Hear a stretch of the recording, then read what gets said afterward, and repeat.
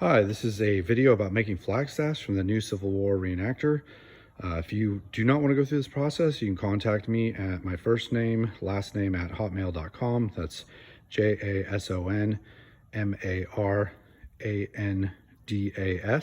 at hotmail.com. It's again Jason Mirandis at hotmail.com. All A's in my last name. All right, so first let's go through what we're looking at here today and the supplies. So first of all, you want to get a book. This is available via eBay. I haven't found it on Amazon, but I recommend you get a good book. This one talks about the flagstaff toppers, or finials as they're called, and which companies carried which ones.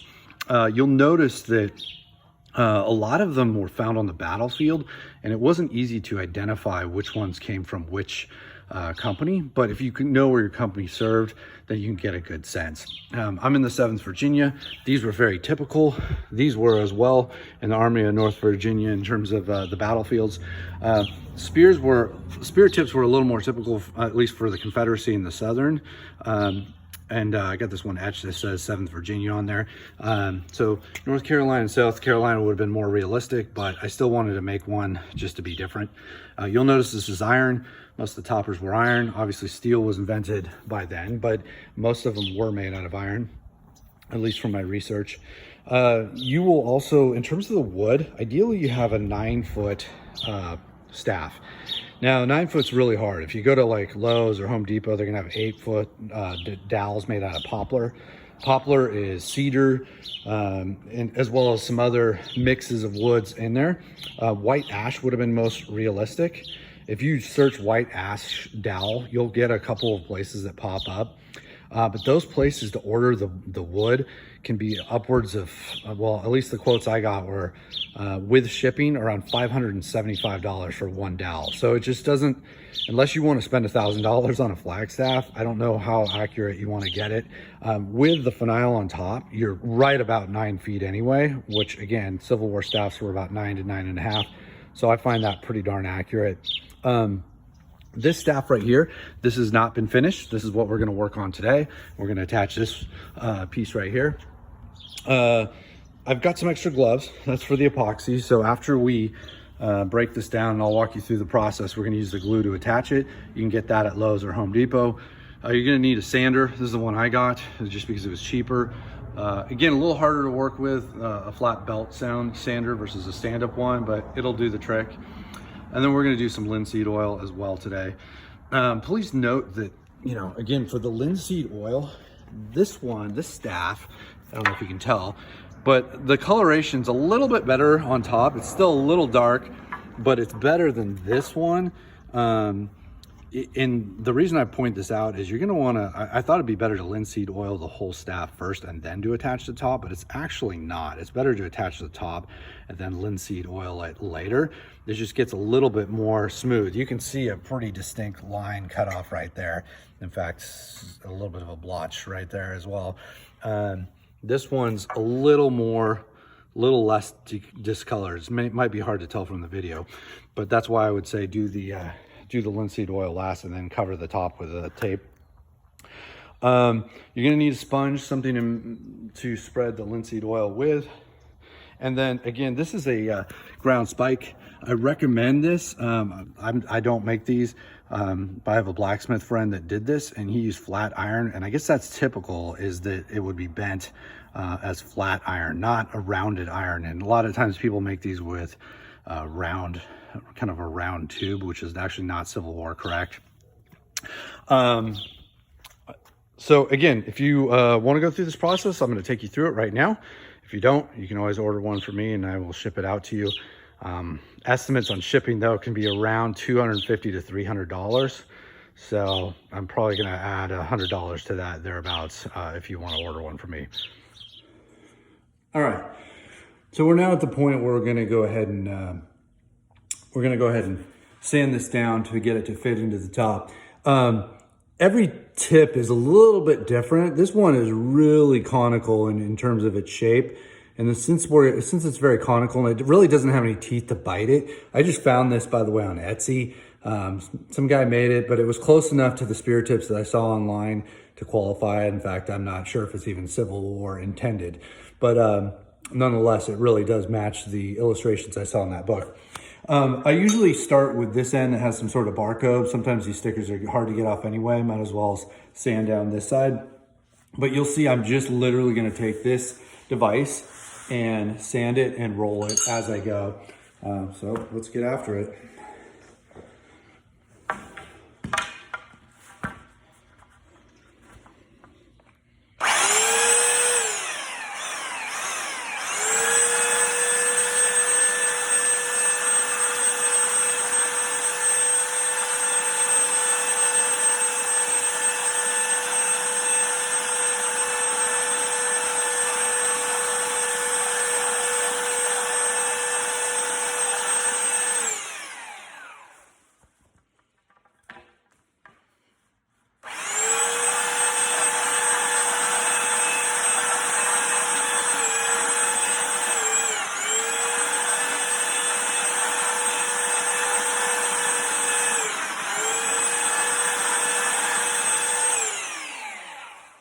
And it will take a while to get this done, but you'll notice that, there's little edges right here that if you press too hard, they'll create little edges and it'll create a notching. So if you get a flat sander like mine, excuse me while I straighten out this cord, you have to be careful that you are not leaving notches. So that's why I spin it constantly.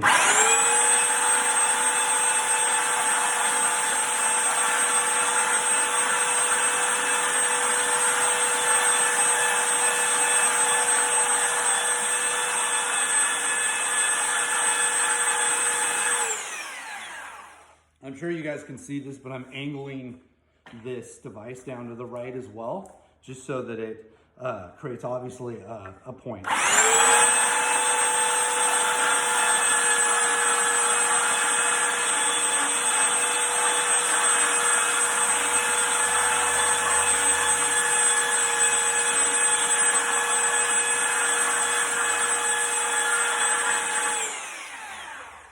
You can already see it starting to take shape pretty nicely.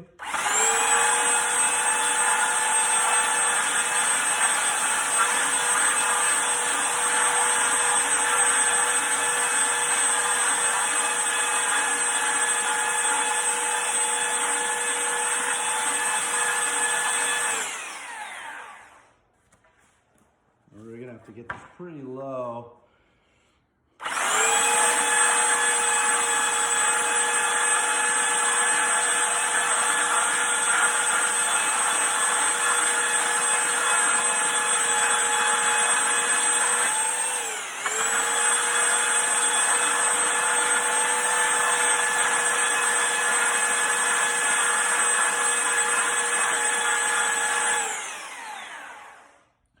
And that's good to spot check kind of how we're doing, right, along the way. You can already kind of see, all right, and the tip I'm doing good, but this is too thick right there.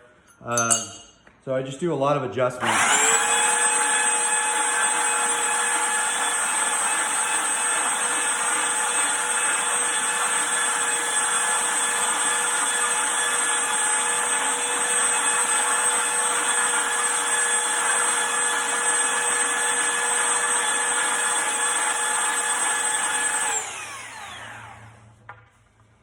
At first I thought I was gonna have to chip off the wood and not use a sander, but I mean, these sanders are strong enough. You can just literally whittle down this wood with it.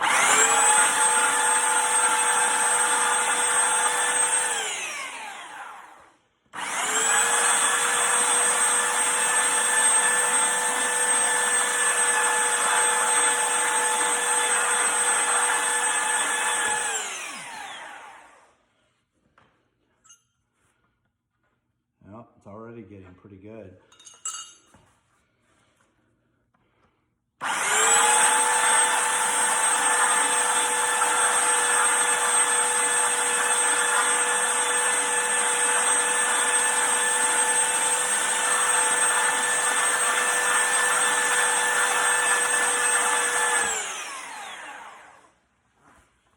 So you can see right here where I wasn't smooth and I got a little lazy, created like a little indent right there. Whereas this part I was rolling a little smoother. So yeah, you just want to, again, just kind of see where those imperfections are and and then take your time to roll it slowly. So I'll clean it up right now.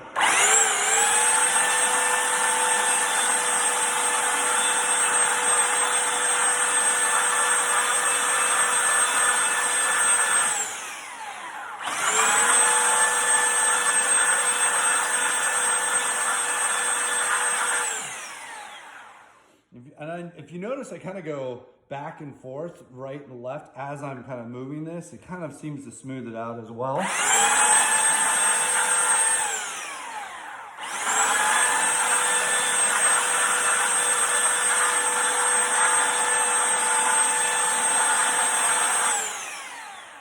Let's take a look, see how we're doing. Oh, it's getting much better. So it still needs to be a little thinner in this base. I want to go too thin because again,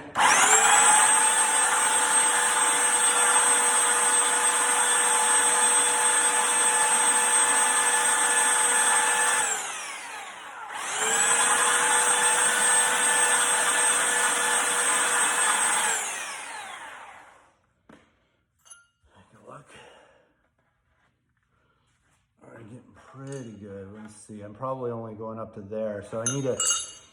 Let's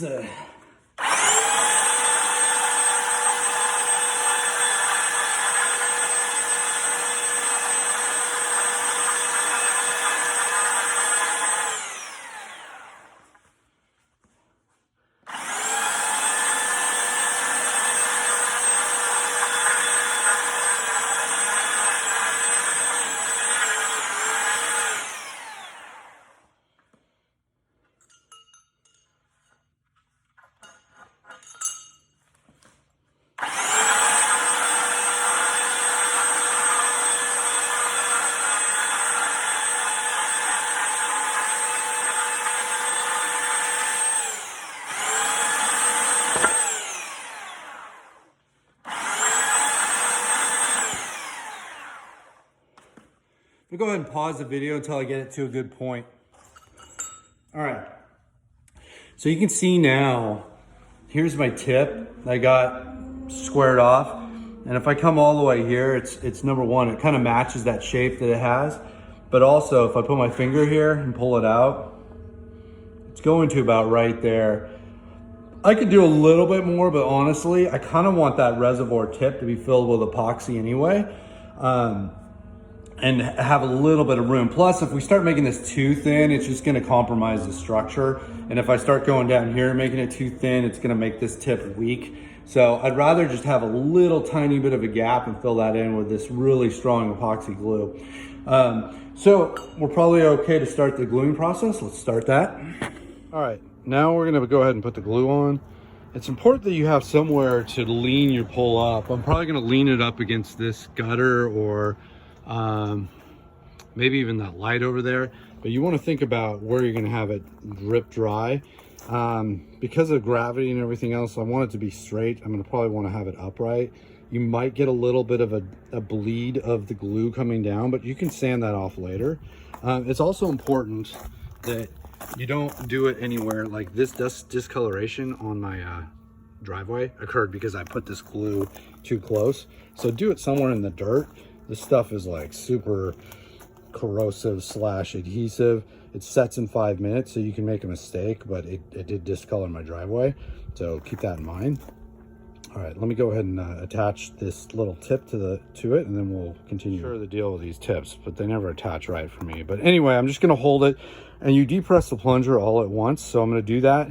First of all, probably all over the tip of the wood, and then I may do some in the tip of the in the tip of the spear at the end. All right, so bear with me while I do this.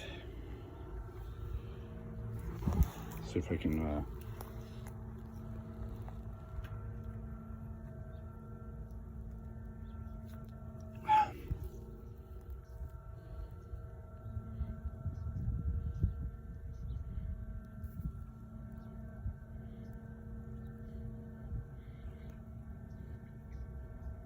I'm gonna pause the video. It's just too hard to do holding the camera and doing this, but I will resume. Right, I got a little less than ideal. Didn't happen to the first 2 pulls I made, but got a little bit of glue on the outside. So it's supposed to not set for about 5 minutes, so we should be okay. We'll find out in a little bit. But again, it doesn't normally happen. I was just trying to videotape and do the glue at once. All right, so now I'm going to stand it upright. I filled that thing full of glue. Yeah, as you can see, I depressed it almost a lot of the way. So anyway, let's stand it upright and see. So as I mentioned, you might get some drip down like this. It's okay because we'll sand it off later as well, before we actually put it on. All right, so one thing I did, I had to turn off the video for this part, is I took my left hand on top of the finial and then screwed the wood dowel into it, even though there aren't screws in there. Whereas normally, by the way, there is some teeth or something in the top of the iron or on top of the finial, whatever it is, the top piece. There's nothing in this one. So again, I just found it on Etsy.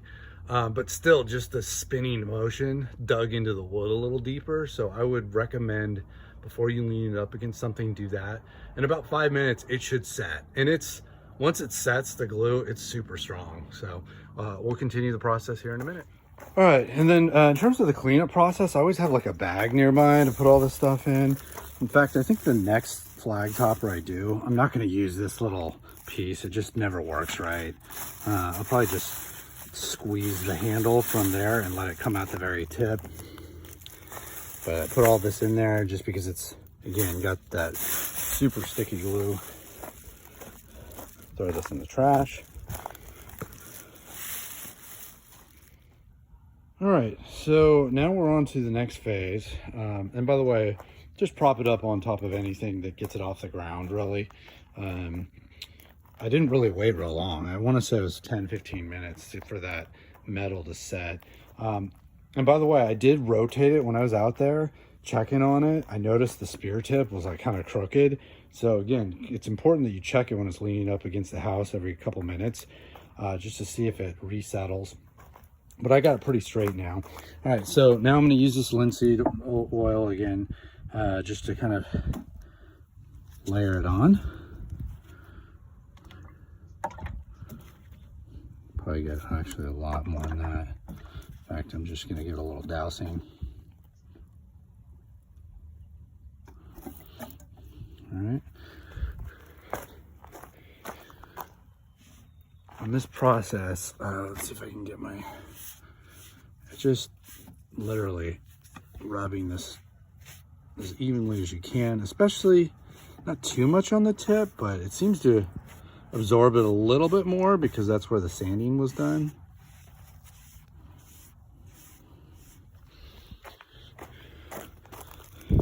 You just want to really douse this thing.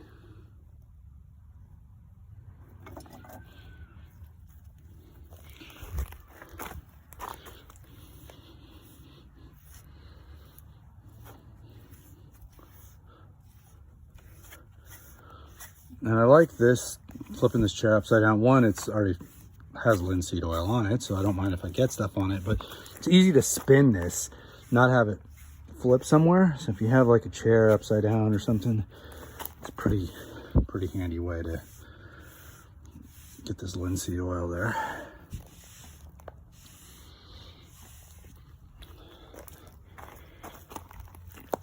Now, I didn't really protect the top. You probably could use painter's tape on the very top part of the finial just so it doesn't get on there. But I'm just gonna wipe it off. It's iron. It's not, if it was brass like the other ones, I'd probably be a little more concerned with covering it. But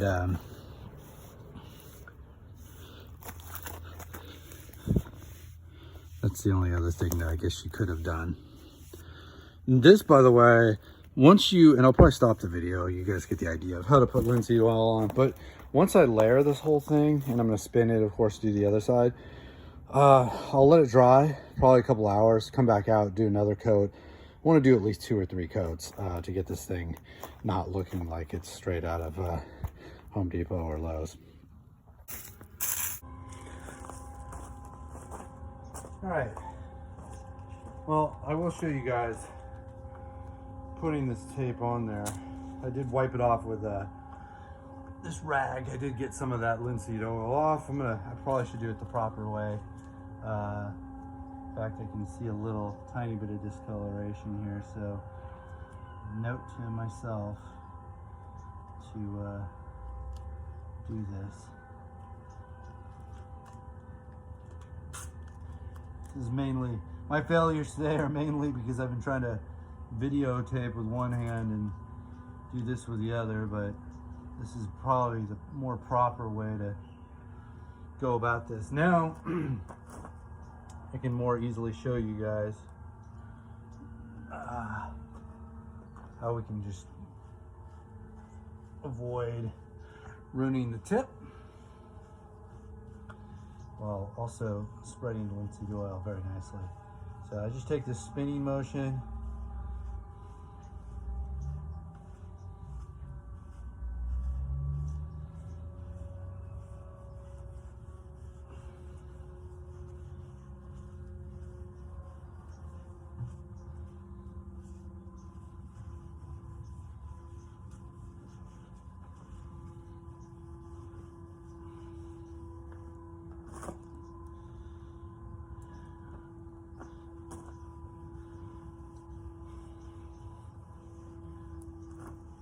And it says this stuff's really flammable, but it's not that flammable. I wouldn't be too worried about it.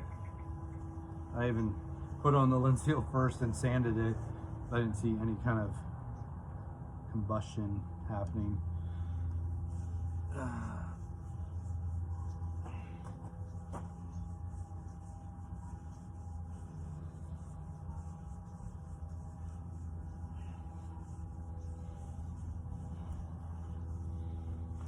All right, so I'm gonna let this dry, come back out here a couple hours, do it again.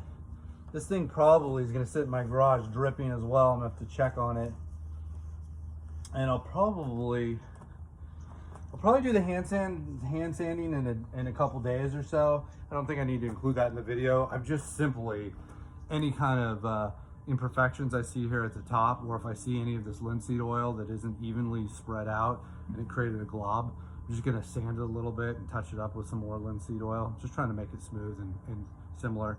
But hopefully this gives you guys a good sense that it's pretty easy to make a flagstaff, minus a couple of my mistakes, but the process is fairly straightforward, and now it's just whether or not you want to do it or not. But you know, the end product is pretty rewarding. So hope you enjoyed the video. So before I actually go, I want to give you guys one final view at the end product. So this is the finale attached. It looks pretty good. Anyway, again, hope you enjoyed the video, and happy flagstaff making.